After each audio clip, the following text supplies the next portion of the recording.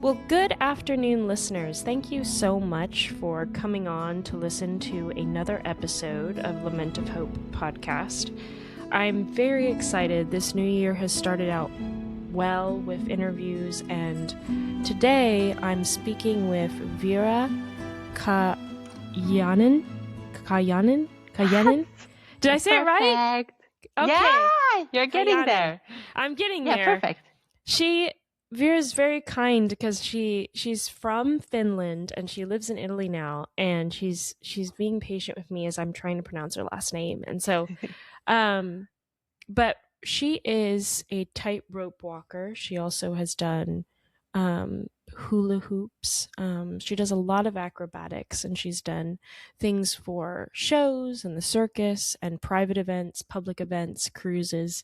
And I saw on there too, you did something for Pixar as well, which I think I saw on your website. No, this was amazing. Yeah, can you tell us? I would love, just for people, like, when I saw that, I was like, what? What would you need to do for animation? How did that work out? So actually, we did a special event for the people in Pixar. Okay. Because, they create all these amazing characters, but they are all online. So I was working that time for Cirque du Soleil, and there we are all performing already these amazing characters. I used to be this gigantic peacock, and I had this tail that was like more than a meter, like 2 meters high, and it opened like a real peacock tail. Insane. So they actually brought us to the studio for the employees to get surprised, and we were playing the characters. And they started their day with the fact that they saw like a gigantic human peacock in front of their eyes. To make them imagine amazing. Do you have, because it's interesting to think of tightrope walking or even any sort of acrobatics as like storytelling, but what is there a particular, like when you start and you're in the zone, what are you thinking about? What kind of story are you trying to convey to people? Does it change, or do you have like a script in your head of this is what I want people to know, or this is how I want it to look? When I perform, I have kind of like 3 things running in my mind. For my personally, it's the place of freedom.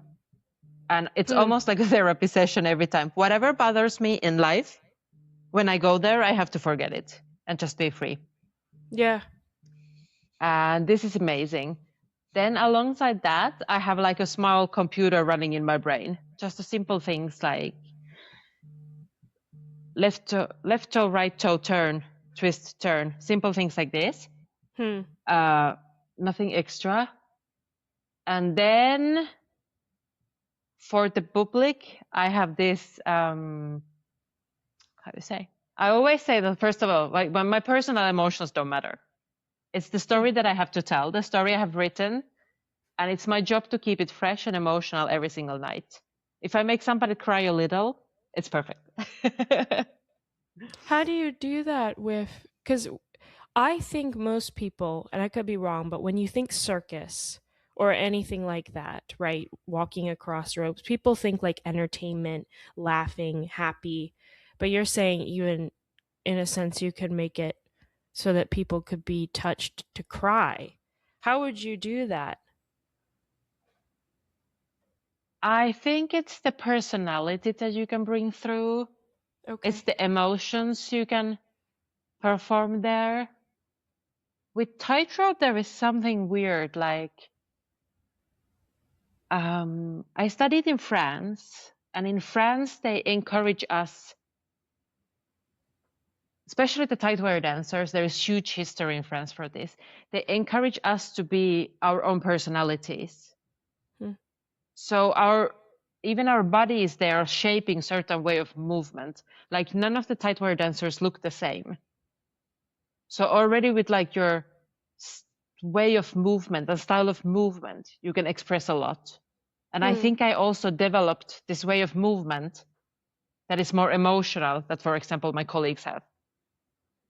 Did you do that on top purpose, or that just happened? Yeah, I think I did it It happened. It came natural from my body, but I, how you say, highlighted certain parts. I was working with dance choreographers, like former ballet dancers, and we were literally like in the studio and trying like, okay, if this is more, this is less, Mm-hmm.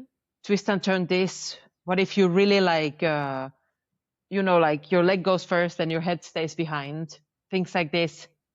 So what kind of emotion that gives? It's almost like dancers in the floor. We do just the same on the tightrope. And I always say, like, in theory, whatever is possible in the floor is possible up there. If you can walk straight on the floor, you can walk up straight on the wire. Of course, this is not 100%, but, it's like a place of freedom. Well, I was going to ask you, how can it be so freeing if you have to focus so much on I know you can't I'm guessing you can't think about falling, but you also have to think about not falling. So it's like No, making but sure. you forget it Yeah? because there is this,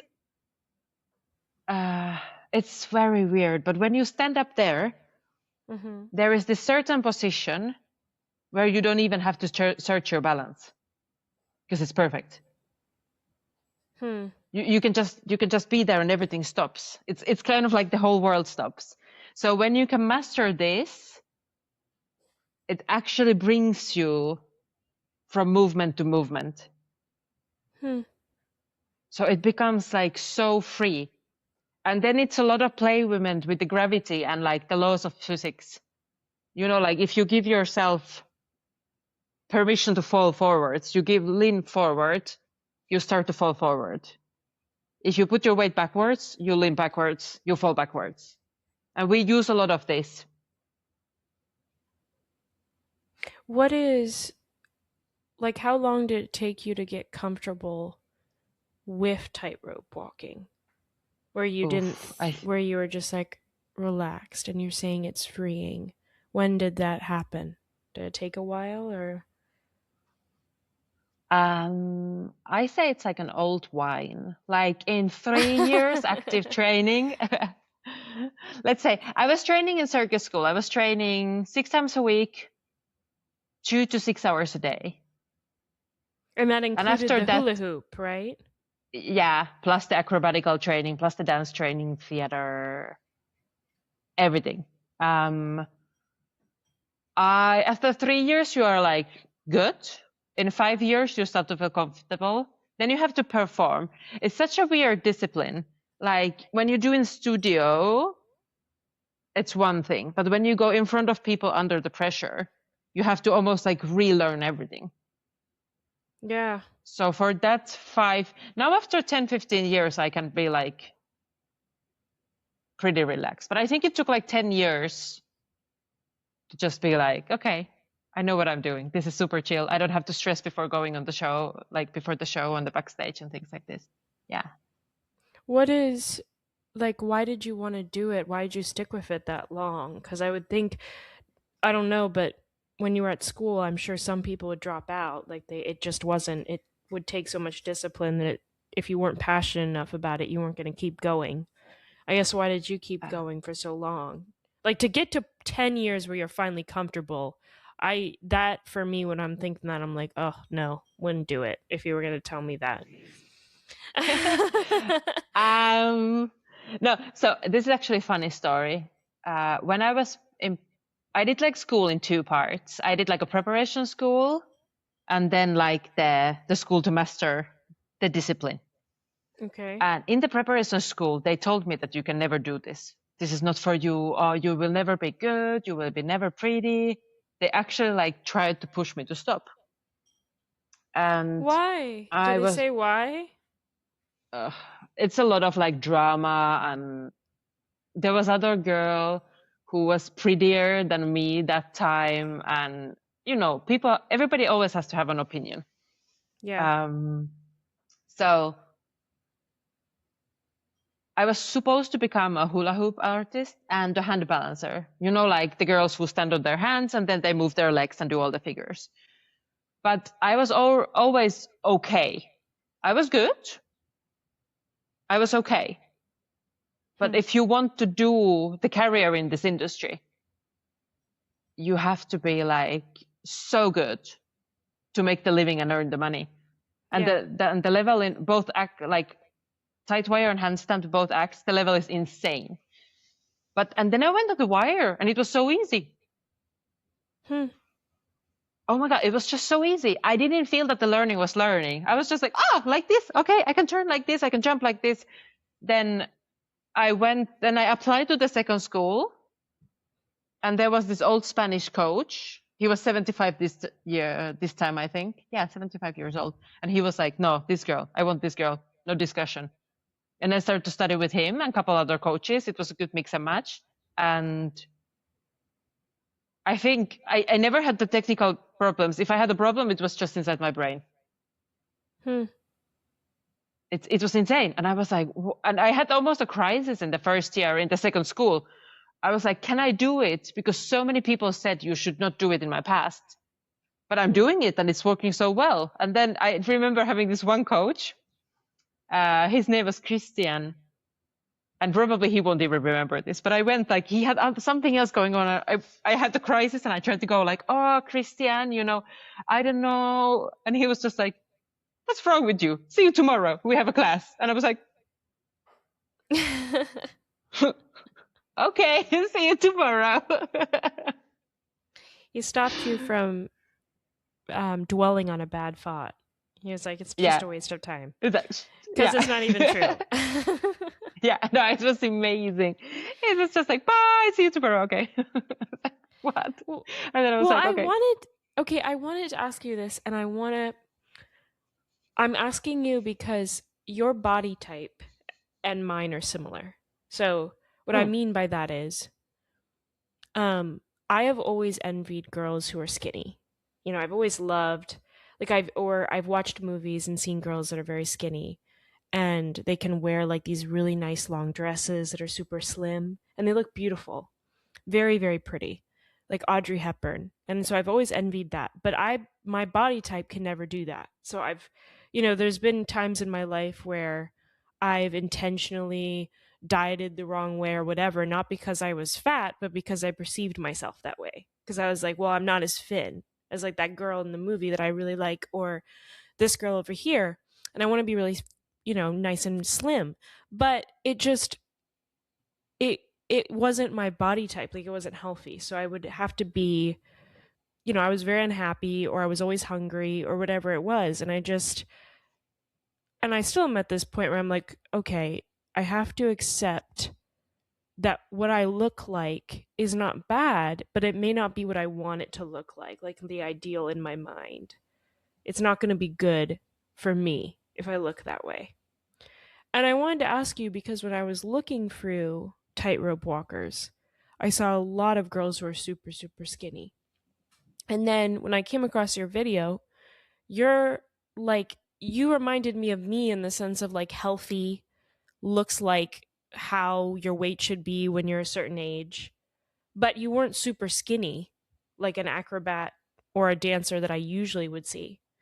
And so I wanted to ask you, like, I it stood out to me not because it was bad, but because I was like, this girl is very confident. At least I felt you were Hmm. confident, because I would be very worried that everyone would be looking at me and saying, "Oh, you're not skinny enough to do this," or "This doesn't fit proportionally to the wire," whatever. Like that's what I would be thinking. And so I wanted to ask you, I don't know if that's something that you even face at all, but like if you're an average weight and you have all these other girls who are super skinny or maybe more petite or whatever it is, that seems to be more of the picture norm for what you're doing. Is that hard for you at all, or are you very confident in what you do, so it doesn't matter to you exactly to look like everyone else who's doing it? Because that stood out to me, and I could be wrong, because again, I haven't researched tightrope walking, and maybe there are a lot of girls who weight Yeah. isn't an issue. But I just wondered because you looked very healthy and happy, but you also didn't, in my mind, compute with the typical super petite girl who does the tightrope. Yeah, makes sense. Makes sense.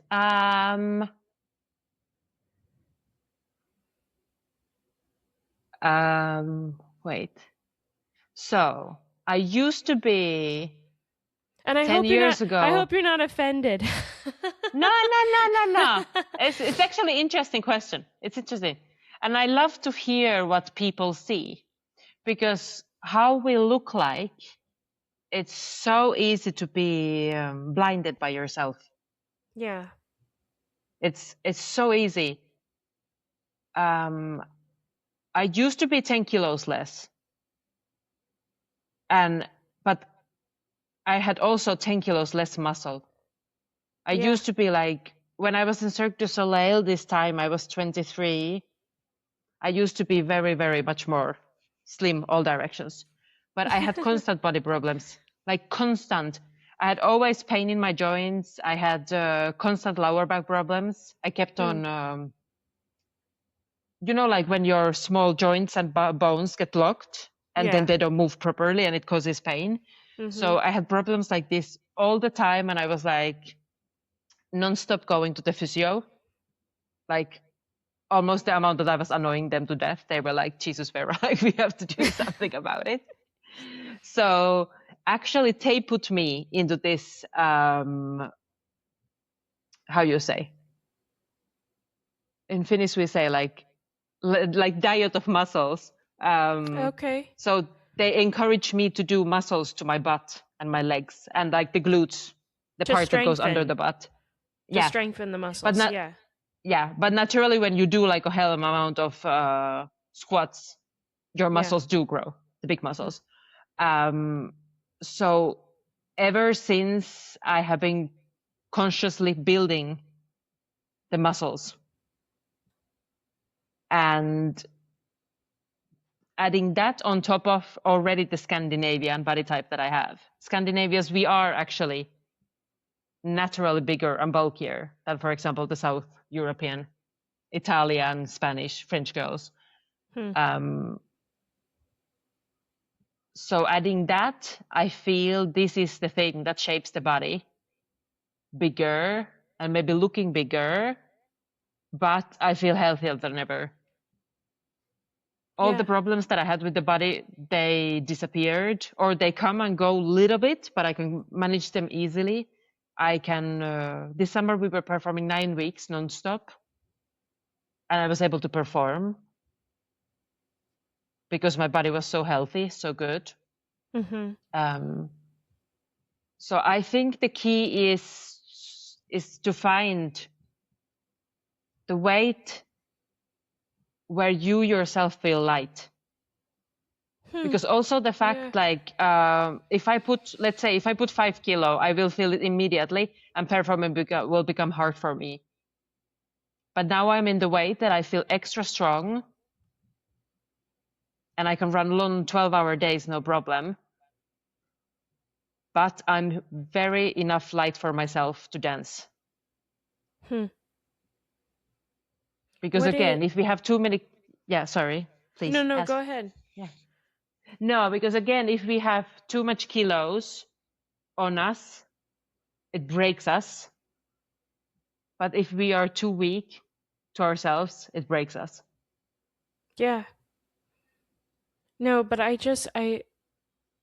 I don't know. Maybe this is different in Italy or even in Finland, but in America we have, we always say, be authentic, accept who you are, love what you look like. But then we always have certain people that we're pushing, or certain body types that are pushed out into the media for you to look at all the time. So even if you have the words, it's not matching what you're seeing. So you automatically are like, okay, well, I guess I'm not actually. I have to do something about it to look a certain way. And I think, at least I feel like in America, women have so much pressure. There's to look and do certain things to make them succeed. And so, especially in the entertainment world, because you are in a certain aspect of entertainment, I wondered if that was, yeah, if the beauty body thing was something that you wrestled with a lot, or it sounds like you've reached a point where you've conditioned your body in such a way that you're very happy with it, the way it works. And so Yeah, it I doesn't, think, yeah. Yeah, I think I found a good balance to myself. And honestly, I don't have clients complaining. What has been always my kind of rule, that the clothing size doesn't get bigger. So I'm actually still wearing the same size that I was wearing in Cirque du Soleil 10 years ago. Is it because is it just more No, comfortable that because it way? Like fits. No, it it fits, yeah. fits. It fits. And how you say, um, I think it's just the body has changed. I used to Yeah. be skinny but no muscles. Now I have more muscles, and because how I am naturally, it makes me bulky. Yeah, maybe there is a couple kilos extra there and there, but at the same time, I'm not young anymore. I remember it changed first time when I was 27 years old. Something changed inside. Then Mm. after 30, the whole metabolism, everything got super slow. I remember Yeah. feeling it. I think it was like year 31, and I was like, wait, whoa, like I have to check a little. And then how you say, I just want to be happy in the summer dresses, still keep the belly flat, that I can wear like a short top and feel comfortable with that. And Well, I was gonna ask you because you told me you had a coach that was 75. Can you do tightrope walking until you're like forever? Like, how does that work? Is there a time when you retire or you keep going for as long as you want to? I think you can keep going as long as you want to. Um, I used to have another coach, and after her 45, 50, she changed uh, the tricks. She took like all the high impact tricks off, and then like she minimalized the risk of falling and made everything like more calm down and different way interesting. And that literally gave her, I think, like 20 more years, Wow. because she was like, okay, my body needs this now. So she made like really smart moves. But I think this is really personal. Like it also depends, like if you have major injuries, if you Mm-hmm. have surgeries, if you need to recover. Because for example, if you have a surgery, um, the piece of the body, nowadays it's amazing what they can repair, but it won't ever be original. Right. Yeah. And for example, on the wire, we have to work like 100% parallel with two sides of the body. But if you have surgery into one side, it's not parallel anymore. Yeah. So, and then you might feel it, or the joints are not moving, giving the same anymore, and things like this. So it might be a simple thing that makes you stop, Did you or ever you get learn. injured? Yeah, a couple times. Yeah. Was it Nothing was it made. like Yeah, no surgery or anything? I had one surgery, but this was actually um, to clean scar tissue out from my ankle. Oh, It's okay. amazing nowadays, yeah. So sometimes if you have an ankle sprain or something, also apparently you can do this for the knees too. Heels, if you break a bone, the bone grows too big, the regrowth, or yeah, I broke the ligaments in my ankle. Hmm. They healed naturally, but I created too much scar tissue in the front of the ankle, and the ankle was not moving properly. So then I was talking with the surgeon in Finland, and he was like, "No, we just go in with just two holes. We shape it, shave it, and then it's clean. We take all the extra scar tissue out, and then the movement should recover.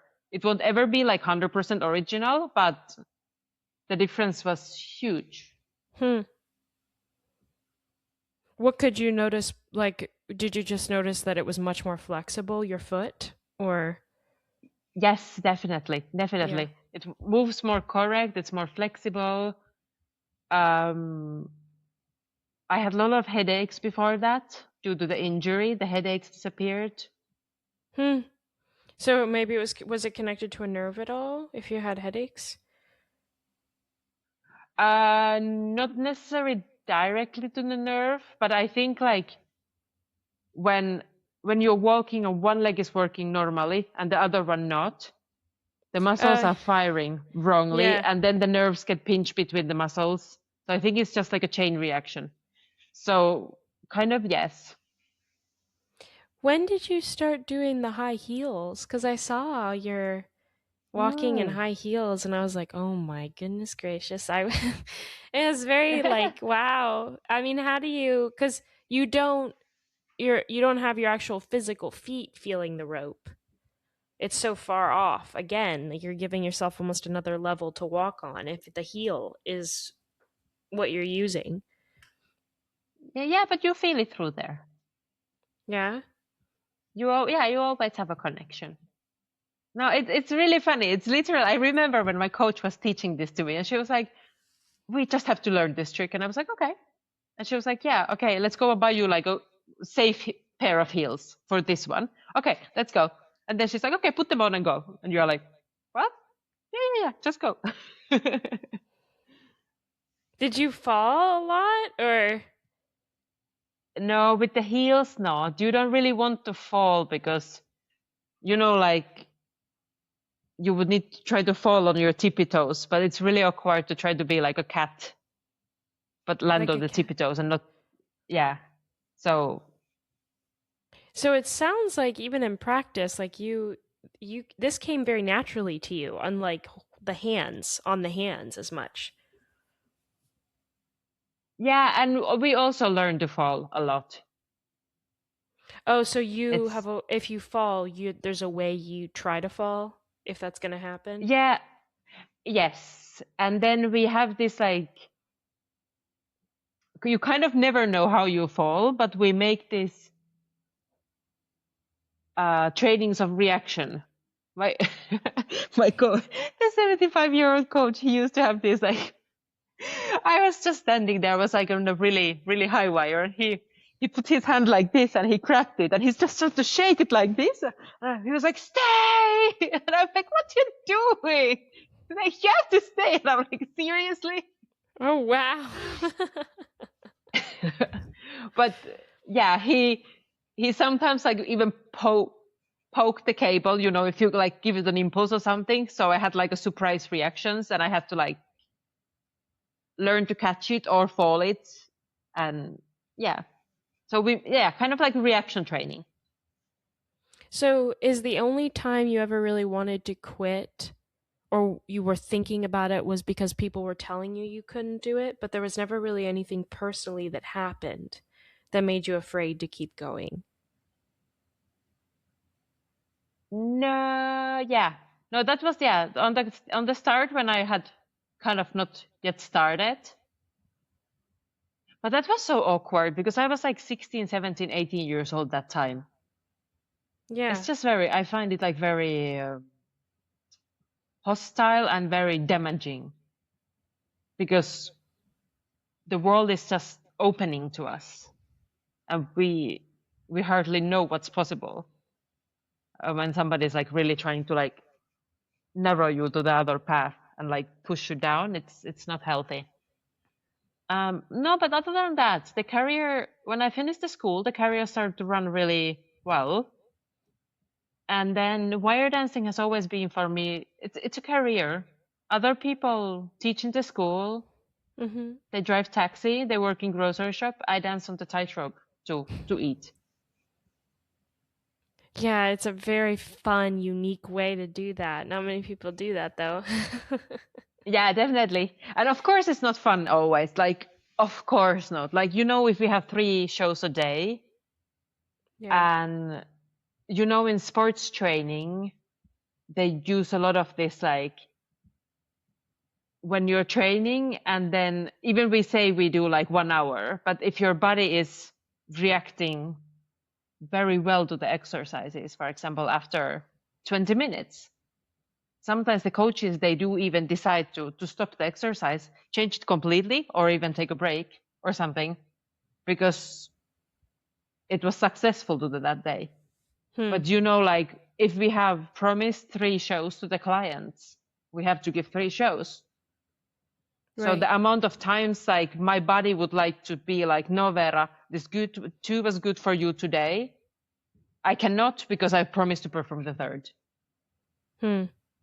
So I don't want to stop those times, but like it's not always fun. Yeah, I mean, It's and what is each when you're doing it, what is it like and how long are you performing where people are watching you? Is it like 20 to 30 minutes of tightrope walking or how long? so my current act is only 6.5, 7 minutes, Okay. but non-stop walking.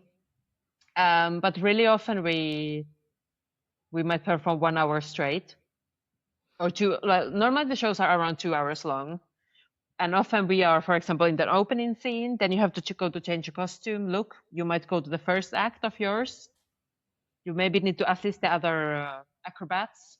Sometimes I assist magicians, that I go inside the box and then I appear, things like this. Then you have to get ready on the backstage, so you have to warm up for the second act. Because sometimes, like, from the start of the show to my wire act, for example, it might be 45 minutes. So naturally, I cannot warm up to that one like 2 hours before because it doesn't Yeah. help anymore. So I have to keep on warming up during the show. I might perform that act, and then maybe I have to assist again and run a couple of group choreographies, and then even do the finale. So it might be like a 2 hour nonstop work. And that's might be 3 times a day that you're doing Yeah, that. exactly. Wow. Can I ask, is a circus show more popular, you think? Like, does it seem to have a better turnout in Europe or in America? Or is there a specific country or continent where you see it thrives more? People enjoy it more? Um, I don't think it's like, I think it's very global. It's something like, no, it's everywhere. But I think it's more the styles that are popular and where and what people want to see. Because, Yeah. for example, in North America, Cirque du Soleil is huge. If you go to Las Vegas, people want to be entertained big time. You have the Yeah. massive water shows and things like this. And they don't have those so much in Europe. Uh, but for example, when you come to European side, Germany has this massive culture of variety shows, like Hmm. variety evenings. Every small town has one theater. It's insane. Oh, And they wow. produce like 4 shows a year, and the locals always, when they hear there's a new show, there is like the Christmas show, there's the spring show. Often they have summer, like 2 months break, and then they have the autumn show and the Christmas show again, for example. So the same locals, they go to see all of them. It's amazing. Then you go to France, you have completely different culture. You have the traditional circus side, and then you have this like a nouveau cirque, like a new circus, where people make their own collectives and create something from scratch. And yeah, so I feel in Europe it's more like depending which country you work, how is the market and what you offer and what the clients want to see. Yeah. Then again, you go to Asia, you go to Macau, again, casinos, big entertainment, things like this. You go to Australia, I have never been, but Australia, again, different market. And also who can work there shapes it a lot. Because, for example, I don't have visa to Australia. So there is shows who can hire me, but Yeah. it's really less nowadays. Also to America, I don't have an American visa right now. So of course they naturally prefer already the American artists who have the visa ready. So Yeah. already this shapes a lot the market. Is it hard for, because I was going to ask you about casinos, because I mean, um it's, I don't know, does it ever feel like, do you prefer a specific type of audience? Because a casino, you have people who are gambling or drinking a lot or however it is, and so it might be maybe more rowdy a crowd, or just people that you are entertaining, not necessarily that are there for the art but for something they're doing, and you're adding an extra layer to it by performing. Is there like a specific audience that you like enjoy the most to be engaging with? Like, is it an audience that has come to see you, or is it an audience that you are kind of like on the side doing extra things to entertain while they're doing something else? My favorite, personal favorite, is like the variety dinner shows where people come there, they want to Okay. eat, they want to sit, get entertained. Little more adult, mature audience. This is like my personal favorite. Or then like the big stage shows like Cirque du Soleil. This is just so much fun because like the stages are huge. All the technique you have the spinning stages and the lights coming and you can run all these ramps and up and down. And so this is like the second that I absolutely love. And those shows is amazing because you know there is thousands of people in the audience Yeah. and they pay high prices to come to see the tickets. They can pay like up to $500 for one seat. So when they put that money, they really want to be there. Yeah.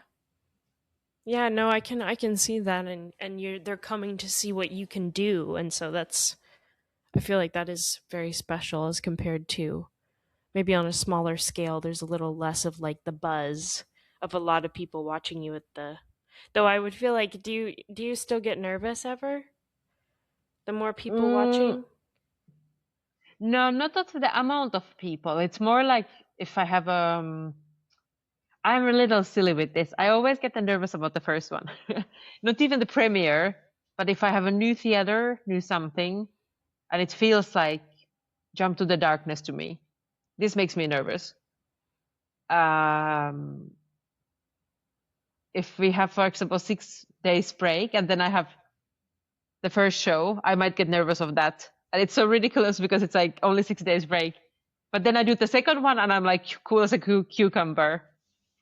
Like, and it can be like 3 hours later and I'm like, oh, let's do it. So Well, yeah, because the it's first almost like one, you have to yeah, make the theater your home for the first one. Like you have to really like let it sink in and become used to it because each stage is different, and if you're performing in each one, I would think like you have to get the feel for it before you're comfortable.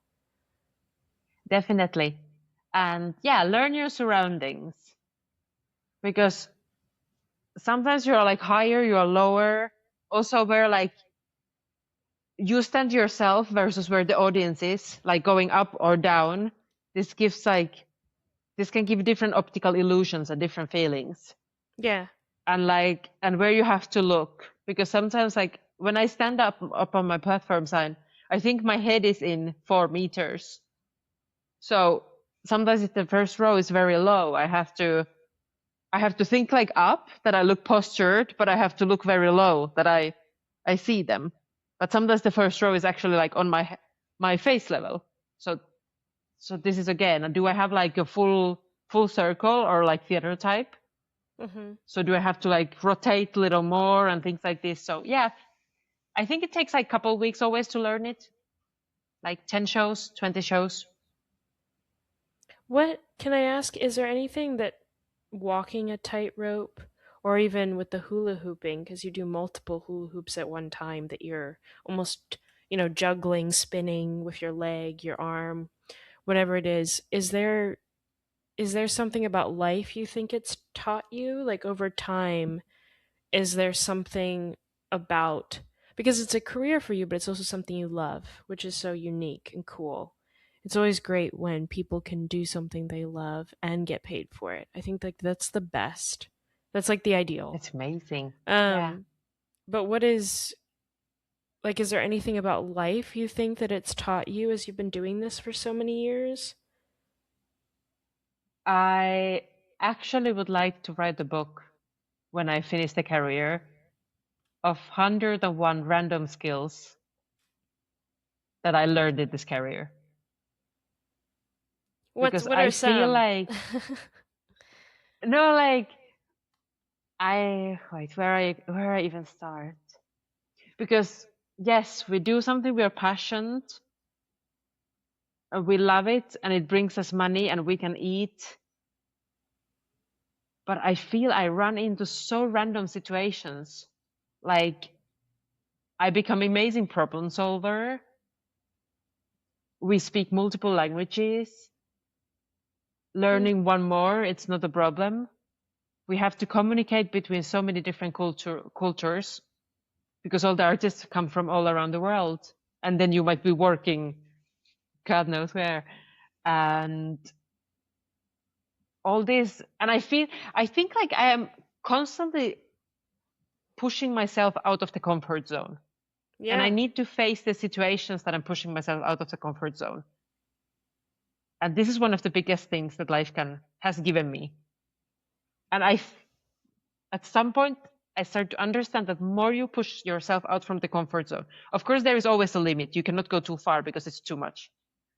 But more you go, more open the world is. And actually, everything is more simple. Because when you went off from your comfort zone, you learned something, and Hmm. then you cracked this thing. Yeah. And what is really funny that, for example, I had this water connection issue with my trailer. It was not pumping the running water properly or something. And I come to the backstage and my colleague is like, what's wrong? I was like, I have this water pumping problem. And, like this was driving me absolutely nuts.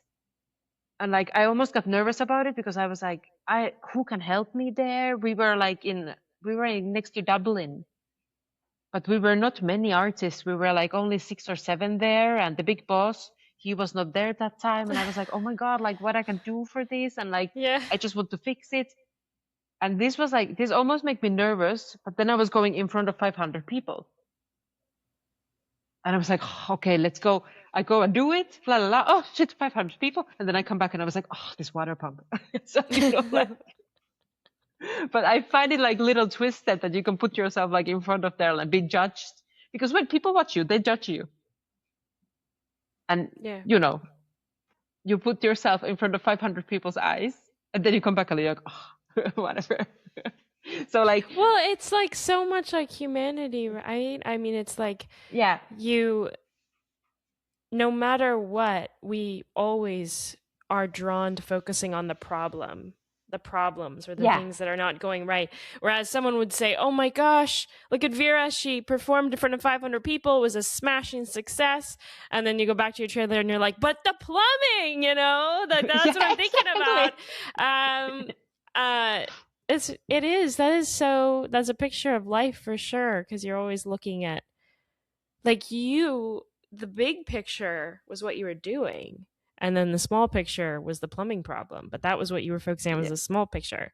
Though yeah, and it's I like, have to tell you, plumbing problems are awful. I've had several in my lifetime and I hate them. They're the worst. They cause me the worst kind of anxiety. So I understand. it's like, Hate them. no, me too, and it's so funny, like how you are in the situation like that, and you have to like completely shut your mind. And I remember that time being on stage, and I was like, okay, just forget it. Nothing happens this 6 minutes, and there is no emergency. The water is not running. There is no emergency. But I'm literally up there, and I'm like, la la la, the plumbing, concentrate. But the plumbing, concentrate. So like, just trying to like actively make the mind to push it out because it's so unnecessary there. But then I'm like, yeah, but but no, stop. But it's It's so almost like real little, though. Yeah. yeah, I think it's because it's easy to, I don't know. I think there is an otherworldliness about it, what you do, because, not everyone can do it. And seeing someone walking in the air almost, because the rope can disappear for a second and it seems like the person's just walking in the air and dancing in the air and flying. Um, and I think you can think, oh, that person is just so amazing. They must have everything together. And it's funny to me to think of you balancing perfectly on this rope and then at the same time thinking, oh, my plumbing. no, it's hilarious. It's amazing. It's hilarious. The amount of times we have those things where it's like you have to run to the airplane, like you have to finish the act. You need to wait 30 minutes. You have to pack everything. You're in the clock. You need to drive 4 or 5 hours after this. I think it's like so much hidden on the backstage that people don't see. Yeah. I tour alone. Of course, like when I'm on the tour, I have my friends there, my colleagues, they help. And this has been a big thing for me to learn to ask help. But yeah, basically I tour tour alone. I can drive 1,000 kilometers with my trailer alone. So then you just have to be like, okay, like you pre-check everything well before you go, and you just decide to drive slow. You plan your And pit stops. You and go. you meet up with wherever you're supposed to be. Or do you Yeah. usually do your shows alone, like completely, where no one else is in the show with you? No, there is always somebody. There is other artists. Okay. There is the producers. What is fantastic, multiple times we have multiple technicians. Yeah. You know, like technical crew. If something goes broken, they can help you to repair. Like, and in circus, people are such a multi-talent people. It's amazing. Like, I Yeah. have some colleagues, and I had the you have the plug for the electricity. You have the electricity cable, and you have the plug to the straight to the trailer. And I had to change this one, and I was like, oh, I don't know how to do that. And then my artist performer colleague, he drives motorcycle in this giant globe. Mm-hmm. And he was like, oh, just give it to me, I can do it. And then he just like, where is the screwdriver? He sit down in front of my trailer, and he was like, okay, I show you. If next time you have to do it, just do it. Remember, Wow. keep everything the same. And I was like, how you can do that? Yeah, I just learned it. Yeah. That's so cool.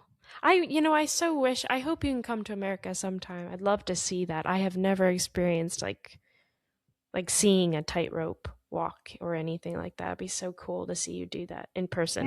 Yeah. I would love to. Yeah, we were in America with Cirque du Soleil. Yeah, back in time. I loved it. Yeah. No, That's good.